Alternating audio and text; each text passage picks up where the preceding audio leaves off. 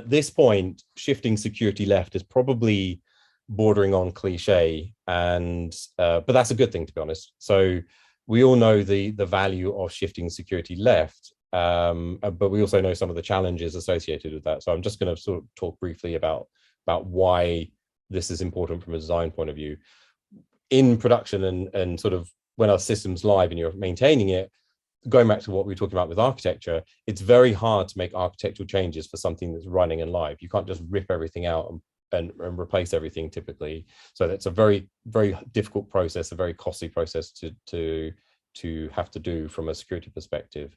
A lot of security is very much focused at the moment on, putting security in the CI/CD pipelines, automating it, but perhaps even sort of from a Git point of view.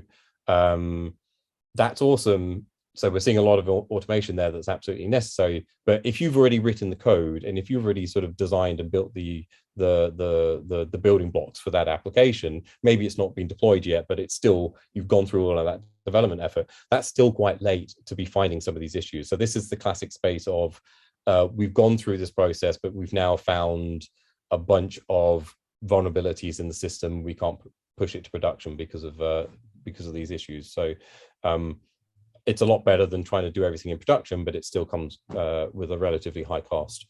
So from a threat modeling point of view, the ideal is to start on the left. So if you've got a design that's nothing more than a whiteboard diagram, it costs you nothing to change your architecture at that point. You're just changing a line on a whiteboard from A to B.